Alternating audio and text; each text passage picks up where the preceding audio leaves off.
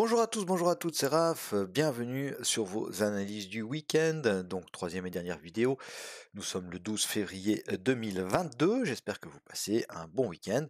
On va regarder donc ce qui s'est passé cette semaine sur le Nasdaq, quelles zones ont réagi, pourquoi elles ont réagi, et puis on va définir nos zones pour la semaine prochaine. Dans un premier temps, je vous remercie de vous abonner à ma chaîne si vous regardez mes vidéos, et puis un petit pouce bleu, ça fait toujours très plaisir et c'est encourageant. Merci d'avance. Donc, le Nasdaq cette semaine, hein, on a ouvert donc sur cette bougie-là, hop, tac, d'accord. Donc on est venu chercher notre zone intermédiaire, hein, vous avez vu, on avait noté cette zone, elle a très très bien réagi. Ok, elle nous donnait quand même un joli potentiel, cette zone intermédiaire de jusqu'au pivot mensuel, hein, de 600 points quand même, hein. Donc très très belle réaction sur notre zone intermédiaire. Par contre, on a un élément intéressant, c'est qu'on n'arrive pas à passer le pivot mensuel, hein. Donc la zone 2 elle réagit, hein. Je vous rappelle c'est des zones, hein. C'est pas parce qu'on n'est pas venu la toucher pile au point près que ça réagit pas, d'accord. On est venu chercher cette petite mèche ici et le pivot mensuel qui bloque très très clairement. Et puis bah, comme les autres indices, hein, le Nasdaq n'a pas apprécié les chiffres de l'inflation américaine. Voilà, plus élevé que prévu, donc hop, une petite vente, et puis ensuite on parle de l'Ukraine, on parle de la possible invasion de la Russie en Ukraine la semaine prochaine, donc voilà, hein, fin de séance difficile vendredi pour le Nasdaq. Donc, on a quand même perdu 3% hein, hier, hein, vous voyez, c'est noté ici, plus de 3%, hein, presque 3,2%, donc c'est quand même pas mal, hein. Alors, pour la semaine prochaine, bon bah on verra nos zones tout à l'heure. Maintenant, il y avait des belles entrées à prendre, hein. Il y avait des belles entrées à prendre, notamment sur notre zone intermédiaire ici. Alors, on va mettre ça sur les unités de temps inférieures. Et puis, on va aller voir. Donc, c'était mardi à midi. On va déjà aller voir en 1 heure. Ok. C'était ici. D'accord. Ok, donc bougie d'impulsion, hein, regardez, on vient chercher ici la zone et ça repart fortement à la hausse, hein, le début de la zone, hein, d'accord. Donc c'est des zones qui sont assez précises quand même. Donc on va aller regarder en 15 minutes. D'accord, c'est ce petit mouvement ici, hein. Ok. Signal haussier, d'accord, sur cette bougie-là, confirmé sur celle-là, et puis on part à la hausse. D'accord. Donc voilà, une belle zone qui a très bien fonctionné. Après, il fallait tenir ça overnight, hein, si vous vouliez aller chercher le pivot mensuel. De nouveau, ça dépend du style de trading de chacun, hein. Vous voyez le pivot mensuel comme il réagit bien, hein. On fait un tout petit excès au-dessus et puis ensuite on n'arrive plus à le récupérer, hein. Donc voilà, ce sont des zones toujours très importantes. 4 heures, voilà. Alors, pour la suite, eh bien voilà, on a réagi hein, sur le haut de la bougie daily. On aurait pu croire à un rebond, hein, mais finalement, voilà, moyenne 50.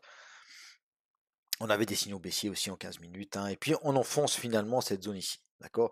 Donc cette zone maintenant elle est enfoncée. Bien sûr qu'elle pourrait faire office de résistance, hein, mais très certainement qu'on va la supprimer et on va noter d'autres zones pour la suite. Mais dans un premier temps, on va aller regarder ce qui s'est passé en hebdo. Alors en hebdo, vous voyez qu'on est toujours, hein, on revient chercher une fois de plus cette grosse zone hebdo ici, hein. D'accord, on avait ce pin bar ici, je vous ai dit, on a peut-être fait le point bas hein, sur ce pin bar là, le point bas annuel. Alors pourquoi pas, hein, on l'a pas encore enfoncé. Maintenant, je m'en fous un peu d'avoir raison ou tort, hein, je vous dirais honnêtement. Ceux qui ont acheté là, bon bah il faut conserver, hein, il faut conserver le trade parce que c'est pas parce qu'on a un petit retour que on va enfoncer tout ça à la baisse. Par contre, là, on est quand même bien baissier, hein. Sur le Nasdaq, on est quand même bien baissier en hebdo, d'accord. On n'arrive pas à aller faire des plus hauts, d'accord. Toutes les bougies, alors à part celle-ci, hein, celle-ci qui avait fait un plus haut, mais sinon, regardez, hein, on fait des rebonds, d'accord, mais on voit que le pivot annuel il tient, le pivot mensuel il tient. Donc voilà, grosse zone, donc on pourrait quand même l'enfoncer, hein, cette zone.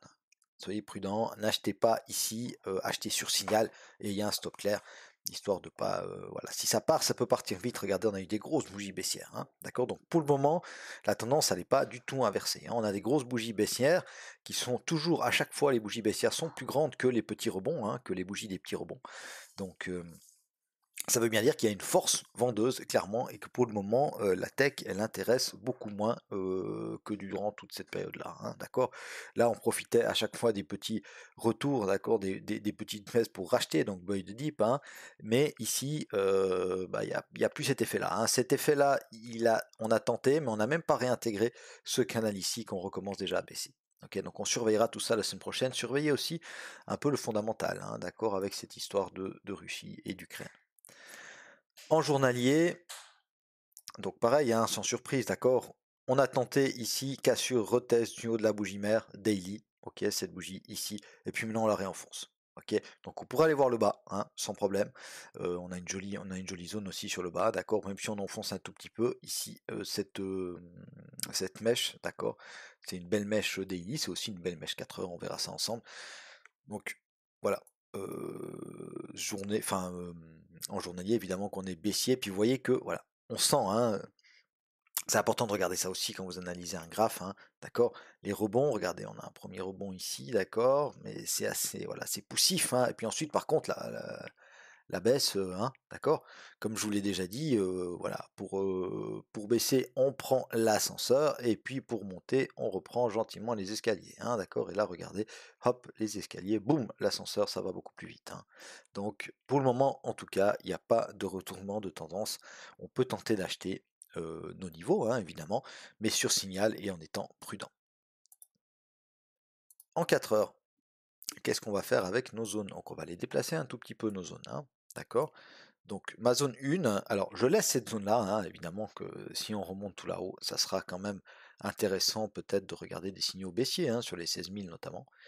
Mais par contre, moi je vais faire de notre ancienne zone 2 ma zone 1, pourquoi pivot mensuel? Alors on va essayer d'être le plus précis possible, hein, parce que maintenant on a réagi un peu différemment. Donc on prend dans notre zone 1, on prend dans notre zone 1 les 15 000, d'accord, pivot mensuel, pivot annuel, grosse résistance, hein, d'ailleurs vous avez vu, ça réagit et ça casse les plus bas, hein, d'accord, ça casse les plus bas. Donc on peut même la mettre comme ça. Voilà, comme ça on prend le début du mouvement qui a réussi à casser ses plus bas ici, d'accord, notre zone intermédiaire qui tenait. D'accord, donc ça c'est une zone à surveiller. Donc la zone des 15 000, 15 200 à peu près, hein. Ensuite, notre zone 2, eh bien, on va voir comment elle réagira, cette zone 3, et cette ancienne zone 3, donc notre nouvelle zone 2, hein. Bah, c'est quand même le début aussi de ce mouvement qui a cassé tous ces plus hauts là. Ok. Et puis notre zone 3, eh bien, on va la mettre ici. Alors, elle est assez proche de notre zone 2, hein. On va la baisser un tout petit peu. Voilà, histoire de prendre les 300. Je voulais prendre les 350. Voilà, c'est parfait. Donc, support 1 annuel, support 1 mensuel, 350, 400. On a les 500 aussi. D'accord, donc belle zone, hein. Belle zone. Ici, c'est une zone. Alors, si on va regarder en daily. Hop, c'est cette zone-là, hein, d'accord? Cette zone ici qui nous a permis de casser ces plus hauts-là, d'accord?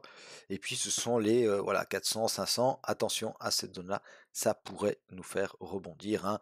Et regardez, hein, si on vient ici en daily, notez-le peut-être dans un coin de votre tête, ça, ou sur un petit calepin. Si on vient en daily faire un signal haussier ici, ça nous fera quoi? Ça nous fera très certainement une div, hein, d'accord? Pour pourquoi pas repartir à la hausse. Ok. Tac, on supprime tout ça. Et on va retourner sur le 4 heures. Voilà.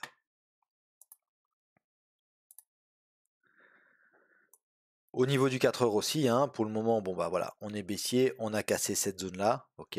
Donc, comme je l'ai dit, hein, je supprime cette zone, d'accord. Même si maintenant elle peut faire support, elle peut faire résistance, pardon, hein, d'accord. En fait, en résistance, il y aurait toute cette petite zone ici, hein. Ok. Donc, soyez prudent sur cette zone-là. Ça précisément. Soyez prudent sur cette zone-là, d'accord. Je l'enlève parce que moi j'ai le haut de la bougie daily et puis j'ai mes chiffres ronds, hein, qui m'aident, les 14500, hein, notamment ici, hein, d'accord. Donc peut-être au lieu d'alourdir votre graphe, vous faites simplement hop comme ça et puis vous mettez 14500. On met un peu plus épais, comme ça on s'en rappelle. Voilà. Ok, on va mettre ça sur la droite. Voilà. Comme ça, on s'en rappelle ici, cette petite zone-là, ça peut être une zone intermédiaire quand même sympathique à surveiller. D'accord. cette zone ici. Ok?